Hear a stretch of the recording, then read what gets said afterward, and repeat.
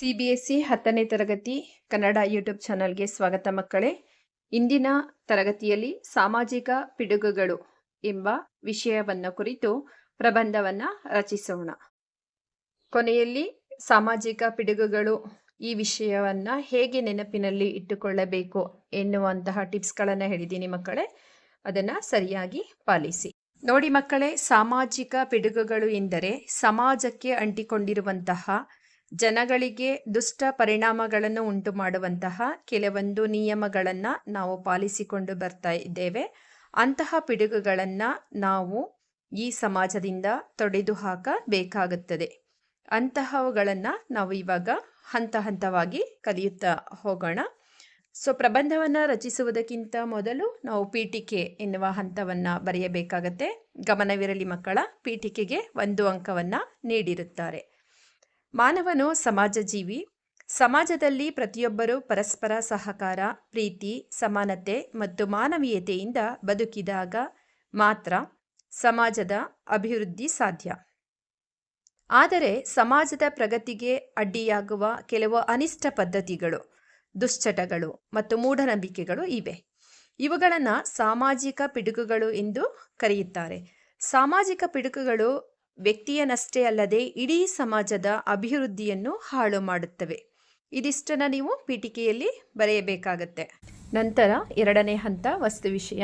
ವಸ್ತು ವಿಷಯಕ್ಕೆ 2 ಅಂಕಗಳಿರುತ್ತೆ ಮಕ್ಕಳೇ. ವಸ್ತು ವಿಷಯದಲ್ಲಿ ಬಹಳ ಮುಖ್ಯವಾದಂತಹ ಪಿಡುಗುಗಳ ಬಗ್ಗೆ ನಾವು ಬರೆಯೋಣ. ಪ್ರಮುಖ ಸಾಮಾಜಿಕ ಪಿಡುಗುಗಳು ಅಂತ ಹೇಳಿ ಯಾವ ಎಲ್ಲ ಅಂಶಗಳನ್ನು ನಾವು ಕರೆಯುತ್ತೇವೆ ಅಂತ ಹೇಳಿ. ಸಮಾಜದಲ್ಲಿ ಕಂಡುಬರುವ ಪ್ರಮುಖ ಪಿಡುಗುಗಳಲ್ಲಿ ಉದಾಹರಣೆಗೆ ವರದಕ್ಷಿಣೆ ಪದ್ಧತಿ, ಬಾಲ್ಯ ವಿವಾಹ, ಜಾತಿ ಭೇದ, ಅಸ್ಪೃಶ್ಯತೆ, ಮೂಢನಂಬಿಕೆ, ಬಾಲಕಾರ್ಮಿಕರ ಪದ್ಧತಿ, ಭ್ರಷ್ಟಾಚಾರ, ಮದ್ಯಪಾನ ಮತ್ತು ಮಾದಕ ವ್ಯಸನಗಳು ಪ್ರಮುಖವಾಗಿವೆ. ವರದಕ್ಷಿಣೆ ಪದ್ಧತಿ ಹೆಣ್ಣು ಮಕ್ಕಳ ಕುಟುಂಬದ ಮೇಲೆ ಆರ್ಥಿಕ ಹೊರೆ ಉಂಟು ಮಾಡುತ್ತದೆ. ಬಾಲ್ಯ ವಿವಾಹ ಮಕ್ಕಳ ಶಿಕ್ಷಣ ಮತ್ತು ಭವಿಷ್ಯಕ್ಕೆ ತೊಂದರೆಯಾಗುತ್ತದೆ. ಜಾತಿ ಭೇದ ಮತ್ತು ಅಸ್ಪೃಶ್ಯತೆ ಸಮಾಜದಲ್ಲಿ ಅಸಮಾನತೆ ಮತ್ತು ವಿಭಜನೆಯನ್ನು ಉಂಟು ಮಾಡುತ್ತವೆ. ಮೂಢನಂಬಿಕೆಗಳು ವೈಜ್ಞಾನಿಕ ಚಿಂತನೆಗೆ ಅಡ್ಡಿಯಾಗುತ್ತವೆ. ಬಾಲಕಾರ್ಮಿಕ ಪದ್ಧತಿ ಮಕ್ಕಳ ಶಿಕ್ಷಣದ ಹಕ್ಕನ್ನು ಕಸಿದುಕೊಳ್ಳುತ್ತದೆ. ಮದ್ಯಪಾನ ಮತ್ತು ಮಾದಕ ವ್ಯಸನಗಳು ವ್ಯಕ್ತಿಯ ಆರೋಗ್ಯ, ಕುಟುಂಬದ ನೆಮ್ಮದಿ ಮತ್ತು ಸಾಮಾಜಿಕ ಜೀವನದ ಮೇಲೆ ಕೆಟ್ಟ ಪರಿಣಾಮವನ್ನು ಬೀರುತ್ತವೆ. ನೋಡಿ ಮಕ್ಕಳೇ, ಇವಿಷ್ಟು ಸಾಮಾಜಿಕ ಪಿಡುಗುಗಳು ಅಂತ ಹೇಳಿ ನಾವು ಅಂಶಗಳನ್ನು ಪಟ್ಟಿ ಮಾಡಿದರೆ, ಈ ಪಿಡುಗುಗಳಿಗೆ ಕಾರಣಗಳೇನು ಎಂಬುದನ್ನು ನಾವು ಮುಂದಿನ ಹಂತದಲ್ಲಿ ಬರೀಬೇಕಾಗತ್ತೆ. ಸಾಮಾಜಿಕ ಪಿಡುಗುಗಳಿಗೆ ಕಾರಣಗಳು ಅಜ್ಞಾನ, ಅನಕ್ಷರತೆ, ಬಡತನ, ಮೂಢನಂಬಿಕೆ, ಸಾಮಾಜಿಕ ಅಸಮಾನತೆ ಮತ್ತು ಕಾನೂನುಗಳ ಬಗ್ಗೆ ಅರಿವಿನ ಕೊರತೆ. ಇವು ಸಾಮಾಜಿಕ ಪಿಡುಗುಗಳಿಗೆ ಪ್ರಮುಖ ಕಾರಣಗಳಾಗಿವೆ. ಕೆಲವು ಹಳೆಯ ಅನಿಷ್ಟ ಸಂಪ್ರದಾಯಗಳನ್ನು ಪ್ರಶ್ನಿಸದೆ ಮುಂದುವರಿಸುವುದರಿಂದಲೂ ಇವು ಸಮಾಜದಲ್ಲಿ ಬೇರು ಬಿಡುತ್ತವೆ.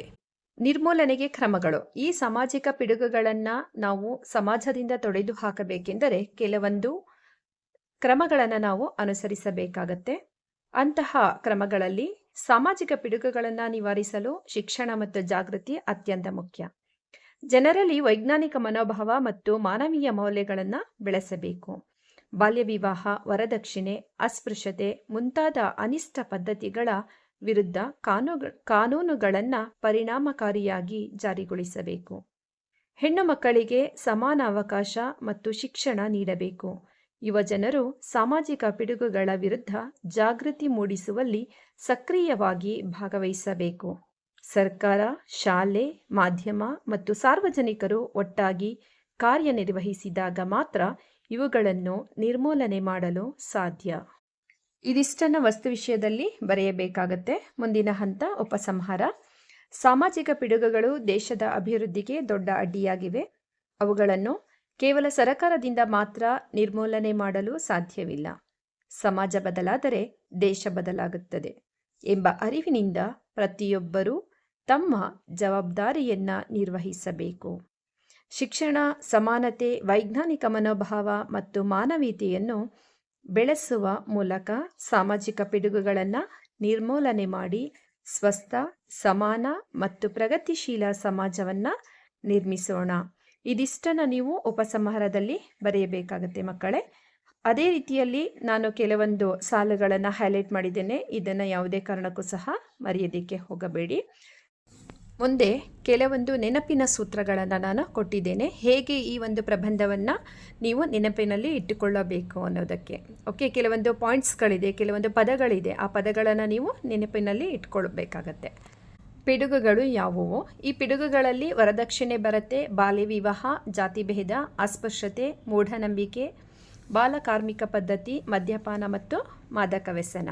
ಇದಿಷ್ಟು ಎಲ್ಲಿ ಬರುತ್ತೆ? ಇದಿಷ್ಟು ಸಹ ವಸ್ತು ವಿಷಯದಲ್ಲಿ ನೀವು ಈ ಪಾಯಿಂಟ್ಸ್ಗಳನ್ನು ಹಾಕಿ ಇದಕ್ಕೆ ವಿವರಣೆಯನ್ನು ಸಹ ನೀವು ಬರೆಯಬಹುದು. ಆನಂತರ ಕಾರಣಗಳಲ್ಲಿ ಅನಕ್ಷರತೆ, ಅಜ್ಞಾನ, ಬಡತನ, ಮೂಢನಂಬಿಕೆ, ಸಾಮಾಜಿಕ ಅಸಮಾನತೆ, ಅರಿವಿನ ಕೊರತೆ. ಈ ಕಾರಣಗಳಾದ ನಂತರ ಪರಿಣಾಮಗಳು. ಈ ಮೂಢನಂಬಿಕೆಗಳಿಂದ ಅಥವಾ ಅನಕ್ಷರತೆಯಿಂದ ಕುಟುಂಬದಲ್ಲಿ ಯಾವ ರೀತಿಯ ಪರಿಣಾಮಗಳು ಬೀರುತ್ತೆ ಅನ್ನೋದರ ಬಗ್ಗೆ ನೋಡೋಣ. ಕುಟುಂಬದಲ್ಲಿ ಅಶಾಂತಿಯಾಗತ್ತೆ, ಶಿಕ್ಷಣಕ್ಕೆ ಅಡ್ಡಿಯಾಗತ್ತೆ, ಬಡತನ ಹೆಚ್ಚಾಗತ್ತೆ, ಅಸಮಾನತೆ ಬರುತ್ತೆ, ಆರೋಗ್ಯದ ಮೇಲೆ ದುಷ್ಪರಿಣಾಮಗಳು ಬೀರುತ್ತೆ. ಸೊ ಇದೆಲ್ಲ ಆದಾಗ ಸಮಾಜದ ಅಭಿವೃದ್ಧಿಗೂ ಸಹ ಕಂಟಕವಾಗತ್ತೆ. ಇದಿಷ್ಟನ್ನು ನೀವು ಪರಿಣಾಮಗಳಲ್ಲಿ ನೆನಪಲ್ಲಿ ಇಟ್ಕೋಬೇಕಾಗತ್ತೆ. ಸೊ ನೆಕ್ಸ್ಟ್ ಇಂಪಾರ್ಟೆಂಟ್ ಪಾಯಿಂಟ್ಸ್ ಅಂತ ಹೇಳಿದ್ರೆ ಕ್ರಮಗಳಲ್ಲಿ ಎಲ್ಲರಿಗೂ ಶಿಕ್ಷಣವನ್ನು ನೀಡಬೇಕು, ಜನರಲ್ಲಿ ಜಾಗೃತಿ, ವೈಜ್ಞಾನಿಕ ಮನೋಭಾವ, ಕಾನೂನುಗಳ ಕಟ್ಟುನಿಟ್ಟಿನ ಜಾರಿ, ಮಹಿಳಾ ಸಬಲೀಕರಣ, ಯುವಜನರ ಸಕ್ರಿಯವಾಗಿ ಭಾಗವಹಿಸುವಂತಹದ್ದು. ಹಾಗೆಯೇ ನಿರ್ಣಾಯಕಗಳು, ಹೇಗೆ ನಿರ್ಣಯಗಳನ್ನು ತೆಗೆದುಕೊಳ್ಳಬೇಕಾಗತ್ತೆ ಅಂತ ಹೇಳಿ. ಇದಕ್ಕೆ ಕೇವಲ ಒಬ್ಬರಿಂದ ಸಾಧ್ಯವಾಗಲ್ಲ, ಇಡೀ ಸಮಾಜದ ಜನಗಳ ಒಂದುಗೂಡಬೇಕಾಗತ್ತೆ, ಸಮಾಜದಲ್ಲಿರುವಂತಹ ಎಲ್ಲ ಜನರು ಒಂದುಗೂಡಬೇಕಾಗತ್ತೆ. ಸೊ ಪ್ರತಿಯೊಬ್ಬರ ಜವಾಬ್ದಾರಿ ಬಹಳ ಮುಖ್ಯ. ಸಮಾನತೆ ಮತ್ತು ಮಾನವೀಯತೆ, ಸ್ವಸ್ಥ ಮತ್ತು ಪ್ರಗತಿಶೀಲ ಸಮಾಜ ನಿರ್ಮಾಣವಾಗಲು ಎಲ್ಲರ ಸಹಾಯ ಸಹಕಾರ ಬಹಳ ಮುಖ್ಯವಾಗಿರುತ್ತೆ. ಇದಿಷ್ಟು ಅಂಶಗಳನ್ನು ನೀವು ನೆನಪಲ್ಲಿ ಇಟ್ಟುಕೊಳ್ಳಬೇಕು. ಇದು ನಿಮಗೆ ಪರೀಕ್ಷೆಯ ಸಮಯದಲ್ಲಿ ಸಹಾಯ ಮಾಡುತ್ತೆ. ಧನ್ಯವಾದಗಳು ಮಕ್ಕಳೇ. ಮುಂದಿನ ಪ್ರಬಂಧದ ವಿಷಯವಾಗಿ ಅಕ್ಷರ ದಾಸೋಹ ಮತ್ತು ಕ್ಷರಭಾಗ್ಯಗಳ ಸಾಮಾಜಿಕ ಮಹತ್ವ, ಈ ಪ್ರಬಂಧದ ಬಗ್ಗೆ ಮುಂದಿನ ತರಗತಿಯಲ್ಲಿ ಹೆಚ್ಚಿನ ವಿಷಯಗಳನ್ನು ತಿಳಿದುಕೊಳ್ಳೋಣ ಮಕ್ಕಳೇ. ಧನ್ಯವಾದಗಳು.